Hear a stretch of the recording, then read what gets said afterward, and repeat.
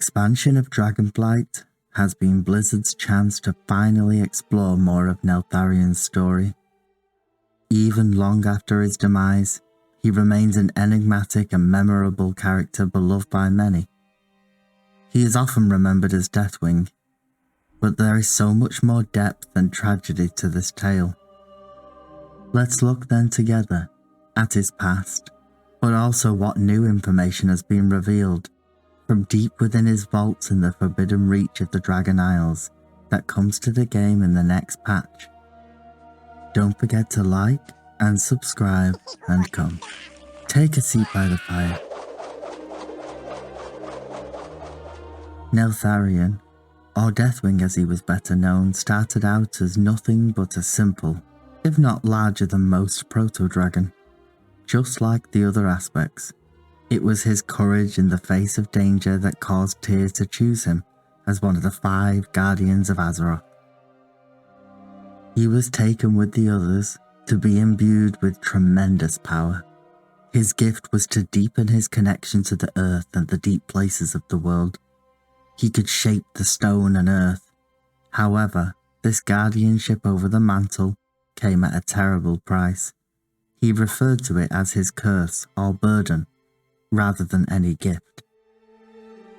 This was because, from the moment the magic ran through his blood, the entire weight of the world was literally pressing down upon him, an unending and inescapable pain that marred his every thought. This caused him to begin to question and resent the Titan path, only to be strengthened later with the belief that the Titans viewed Azeroth as nothing but an experiment. It was this connection to the earth that allowed for the dark whispers of the gods who were imprisoned within it to reach out to Neltharion. Eventually, the promises of power and freedom from his burden proved too difficult to resist.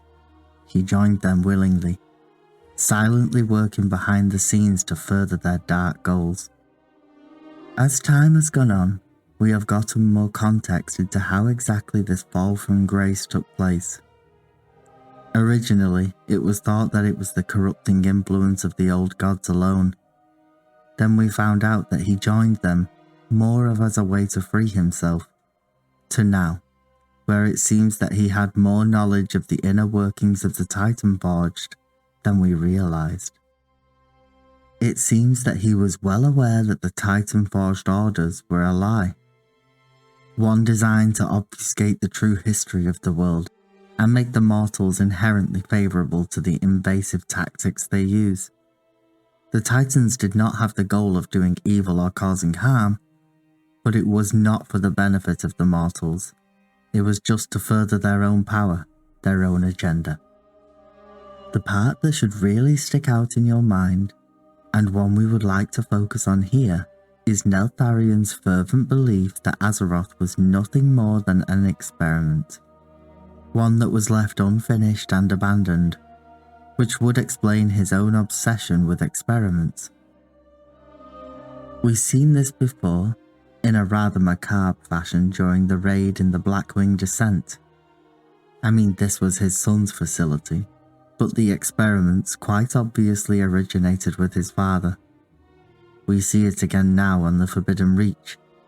It appears that not only the incarnates are stored in the depths of Neltharion's vaults, but many of his failed experiments too. We spent much time searching through the many random encounters you can have within the vault. It appears that the Drakthir were only the tip of the iceberg. There were experiments done on all the creatures of Azeroth. This is where all the failures and research elements were archived. There seems to be, much like the rest of the Dragon Isles, a real obsession with the elements. But it seemed that Neltharion was focusing in on the elemental component of his research, and it appears to be attempting to manipulate it in some way. We propose that Neltharion's obsession with the elementals was actually in an attempt to free himself from the burden of being the Earthwarder. He likely knew the inherent dangers of continuing to rely on the Void, and first thought it prudent to attempt to solve his problem on his own terms. The horrors he left behind in his failure are a true testament to the fact that the Titan forging process he underwent was quite irreversible. It is possible, then, that the Drakthir were first created as an accident, a lucky stroke, born from his unlucky experiments so far. However, to us they seem less accidental. The amount of skeletons of the failures, or those who did not survive the process, is vast indeed. Caves filled to the brim with the bones of those who came before are not an uncommon sight in the Forbidden Reach. It is no surprise that Neltharion wanted this place sealed away from prying eyes. This type of interest in advancement and research certainly does not belong with Neltharion alone. We have seen it in the other aspects too, but for each of them, it seems they had different goals in mind. For the Green Blight, it was new types of plants and fauna, and magic focused on the preservation of life, while the Blue, for example, it is clear, all of those mishaps we have had to clean up over the years, that they had an obsession with exploring the limits of the arcane magic. We see it even this expansion. Umberskull is a prime example of how research can end in a terrible failure. When he was overwhelmed by anomalous arcane crystals, we had to put him down in the Azure vaults, much to the sadness of his mother's projection. What is interesting, for the second time this expansion, they included an unusual and rare NPC. The first was seen atop an astronomical tower in the Waking Shores.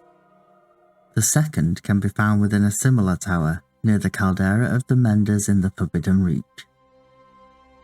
These NPCs are notable for being memories of the Black Dragon Blight, ones that used the power of the Void, but seemingly they learned it through the study of astronomy and the Great Dark itself, rather than the whispers of the old gods, much like the astronomer boss within the Night's Hold raid. This could be some insight to the fact that Neltharion, in his pursuit of knowledge, first tried to use the magic of the Void, departed from the tainted influence of the eldritch horrors attempting to whisper to him. One thing is clear from the revelations these experiments provide, that there is a missing link for the Drakthir and their creation. While we have been told a lot, at least from the Legacy cinematics to our experience with them in-game, there feels almost as if there is a missing piece. Perhaps one final intention that just escaped us for now, and with the coming patch, perhaps it can be revealed.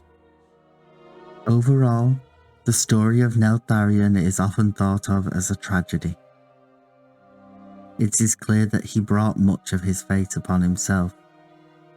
It is also clear that he was highly intelligent, but his ego was equally impressive. While we do not wish a cursed fate on anyone, he chose his path, and the legacy he left behind can still be felt today. What do you think then? Do you feel sorry for Neltharion? Was it all really beyond his control, or did he usher in his own fate? And what of his experiments? What secrets of the elements was he so desperate to uncover? Let us know in the comments, and don't forget to come back anytime